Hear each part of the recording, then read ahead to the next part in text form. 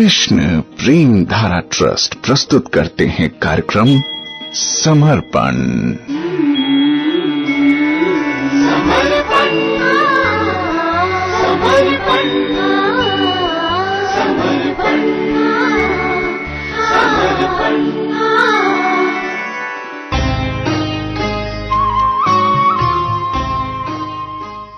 कार्यक्रम समर्पण में आपके साथ हूं मैं प्रेम धारा। नमस्कार, कैसे हैं आप? आप सुन रहे हैं उद्धव गीता, यानी भगवान श्री कृष्ण ने उद्धव जी को बहुत ही सुंदर उपदेश दिए हैं और इसी क्रम में भगवान श्री कृष्ण उद्धव जी को समझाते हुए अवधूत की कथा बता रहे हैं। ये जो अवधूत हैं यानी कि दत्तात्रेय जी जो हैं, उन्होंने 24 गुरुओं से बहुत सारी शिक्षाएं प्राप्त की हैं और अपने गुरुओं का परिचय दे रहे हैं वो, जो कि प्रकृति से भी उन्होंने अनेक गुरु चुने। उन्होंने हर जगह से हर चीज सीखी। उन्होंने वृक्ष से, धरती से, पर्वत से, वायु से, आकाश से, अग्नि से बहुत कुछ सीखा। और आज श्रीमद् भागवतम के 11वें स्कंद के 7वें अध्याय में 48वें श्लोक में और 49वें श्लोक में एक और सीख हमें बता रहे हैं कि उन्होंने क्या सीखा और किससे। कह रहे हैं, विसर्गाद्यः शमशानान्ता भावा देहस्य नात्मनः कलानामेव चंद्रस्य कालेन व्यक्त वर्तमना कालेन योग वेगेन भूतानां प्रभवाप्ययौ नित्यावपि न दृश्येते आत्मनो अग्नेर यथार्चिशाम। अर्थात दत्तात्रेय जी कह रहे हैं कि मैंने चंद्रमा से भी कुछ सीखा है। चंद्रमा से भला कोई क्या सीख सकता है? परंतु दत्तात्रेय जी जैसे शिष्य, दत्तात्रेय जी जैसे महामुनि हर चीज से और हर व्यक्ति से, स्थावर से, जंगम से, प्रकृति के विभिन्न प्रकार के अवयवों से सब कुछ सीखते हैं। चंद्रमा से भी उन्होंने कुछ शिक्षा ली है। वो कह रहे हैं कि यद्यपि जिसकी गति नहीं जानी जा सकती, उस काल के प्रभाव से चंद्रमा की कलाएं घटती बढ़ती रहती हैं, लेकिन तो भी चंद्रमा तो चंद्रमा ही है। वो ना घटता है और ना बढ़ता ही है। वैसे ही जन्म से लेकर मृत्यु तक जितनी भी अवस्थाएं हैं सब शरीर की हैं, आत्मा से उनका कोई संबंध नहीं है। तो बहुत बड़ा ज्ञान लिया है दत्तात्रेय जी ने चंद्रमा से। अगर हम ध्यान से चंद्रमा को देखें, खास तौर से अगर हम शुक्ल पक्ष की षष्ठी या तृतीया या सप्तमी का चंद्रमा देखें, तो हम बड़े ध्यान से देखेंगे तो हमें दिखेगा कि चंद्रमा की जो गोलाई है वो आसमान में मौजूद है। पूरा ही आकार अस्तित्व में है, लेकिन उसका एक अंश है जो दिखाई दे रहा है।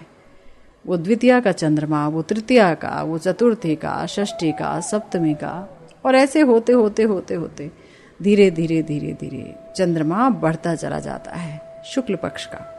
ऐसा हमें लगता है क्योंकि प्रकाश बढ़ता चला जाता है ना।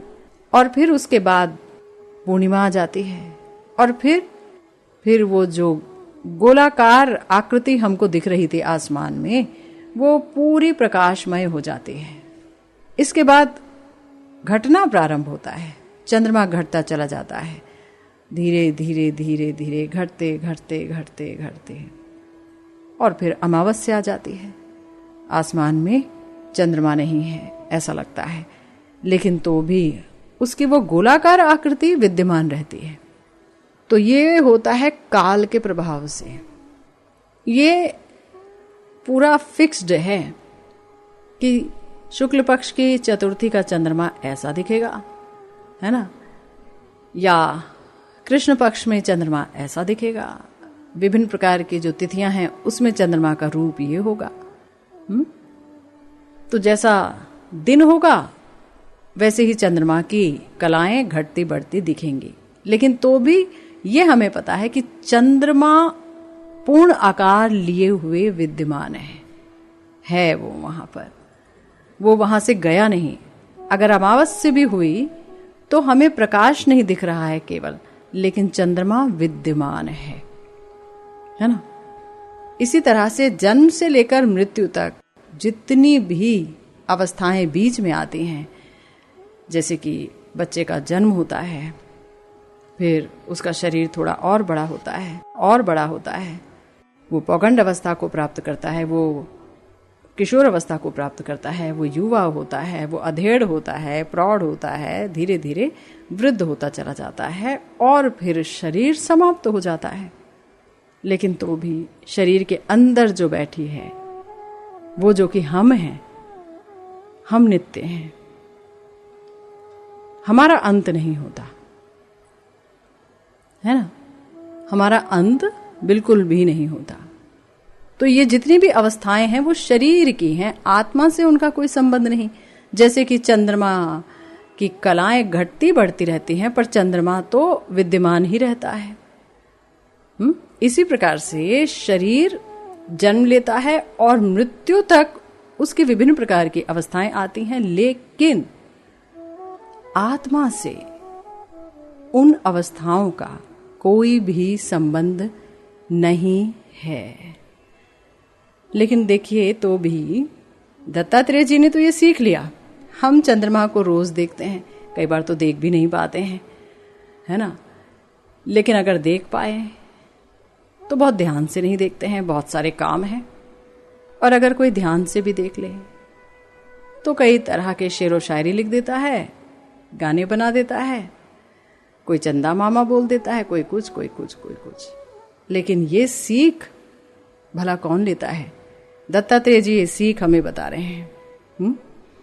हम तो देखिए इस संसार को हमेशा सत मानते हैं, नित्य मानते हैं, पवित्र मानते हैं, सुख स्वरूप मानते हैं। यही हमारी भूल है, यही हमारा भ्रम है। हम देखते हैं, सुनते हैं, सोचते हैं। अभी भी जैसे कि हम ये रेडियो प्रोग्राम सुन रहे हैं और विचार आ रहा है कि बात बिल्कुल सही कही है, लेकिन तो भी ये भ्रम नहीं मिटता, मन अपना स्वभाव नहीं छोड़ता। वो संसार को बार बार सत्य सुख स्वरूप मानता है, अपने शरीर को ही मैं मानता है और बारंबार विषयों में जा फंसता है। अगर कोई भक्ति अपना ले, भजन करने लगे, तो शायद ये अवस्थाएं छूट जाएं, लेकिन तो भी नहीं छूटती। भक्ति करने के बाद भी इंसान के मन में एक बात आ जाती है, और वो ये कि मुझे लोग जाने, प्रतिष्ठा हो मेरी, मेरे भजन की बात हो हर जगह, मैं महात्मा हो गया। तो ये भी बड़ी भयंकर बात है। तो काल सब कुछ समाप्त कर देता है, हमें नहीं पता चलता। इसी तरह से अगले श्लोक में दत्तात्रेय जी कह रहे हैं कि जैसे आग की लपट या दीपक की लौ क्षण क्षण में उत्पन्न और नष्ट होती रहती है, और उनका ये क्रम निरंतर चलता रहता है परंतु दिखाई नहीं देता, वैसे ही जल प्रवाह के समान वेगवान काल के द्वारा क्षण क्षण में प्राणियों के शरीर की उत्पत्ति और विनाश होता रहता है, परंतु अज्ञानवश वो दिखाई नहीं पड़ता। हम अपने आसपास देखते हैं तो ये देखते हैं ना, किसी बच्चे का जन्म हुआ तो बहुत बधाई गाई जाती है, क्या नहीं होता, और वहीं पास में कोई जवान मर जाता है या बूढ़ा आदमी मर जाता है तो हमारे मन में कोई प्रश्न नहीं उठता। हम अपना फंक्शन जिसमें आए थे उसमें आनंद ले रहे होते हैं, विचार ही नहीं उठता कि यहाँ तो हम इतनी बधाइयाँ गा रहे हैं और वहाँ क्या हो रहा है। ये एक जगह जन्म और दूसरी जगह मृत्यु, ये क्या अवस्थाएं हैं, क्या ये सबको लगती हैं? इनसे निकलने का उपाय क्या है?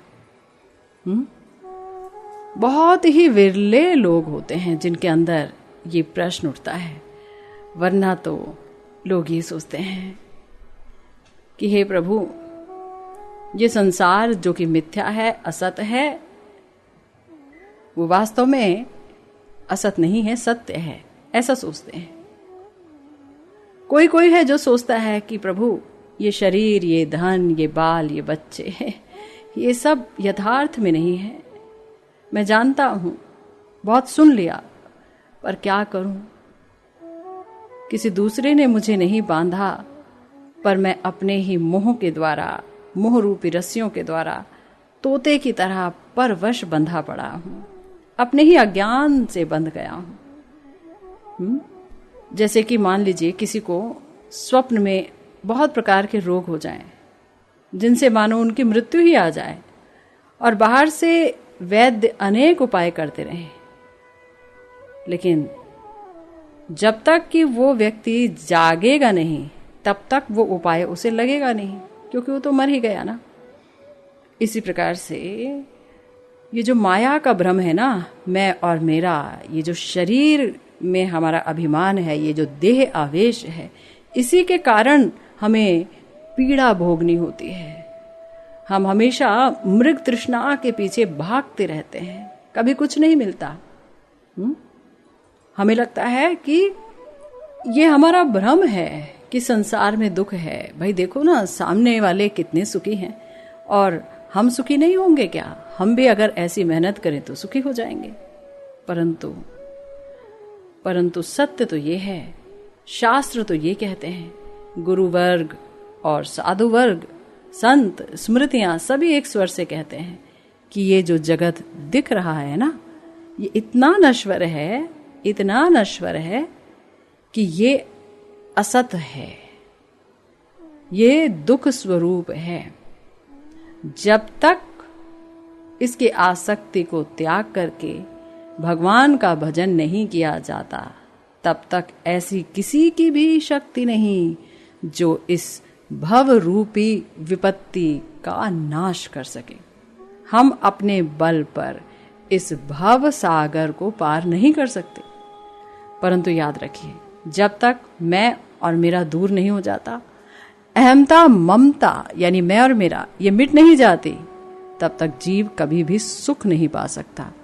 और ये बात दत्तात्रेय जी बहुत अच्छी तरह से जानते हैं, और इसी बात की पुष्टि वो बारंबार अपने आसपास विभिन्न प्रकार की वस्तुओं को, चाहे वो आसमान है, चाहे वो धरती है, चाहे वो अग्नि है, चाहे वो वायु है, चाहे चंद्रमा है, चाहे दीपक है, उनको देख के करते हैं।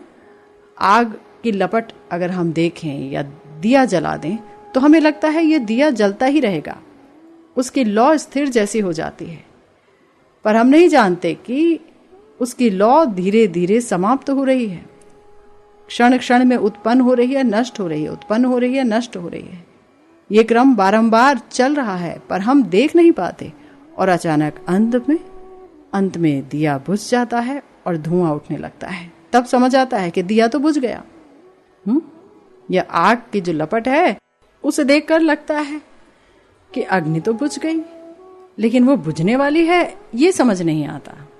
तो ये जो काल है ना, ये जल की तरह प्रवाहित होता है, चलता ही रहता है, चलता ही रहता है, काल कभी नहीं रुकता है। और क्षण क्षण में प्राणियों के शरीर उत्पन्न होते हैं और नष्ट होते रहते हैं, हमारे सामने होता है पर हम देख नहीं पाते। विचित्र बात है पर सत्य बात है, सामने होता है। कोई पैदा हुआ और कोई मर गया, हम हर्षित भी होते हैं पैदाइश पर, मरने पर शोकाकुल भी हो जाते हैं। लेकिन भगवान ने गीता में कहा, धीरज तत्र न मुह्यति। जो बात को जान लेता है, सच्चाई जान लेता है, वो अत्यंत धीर हो जाता है, वो कभी भी मोहित नहीं होता। याद रखिए, ये जो मोह है ना, ये जो आसक्ति है, ये ही है हमारा असली बंधन, असली बंधन। इस आसक्ति को यदि हम भगवान के चरणों में लगा देंगे तो यही बन जाएगा मुक्ति का द्वार।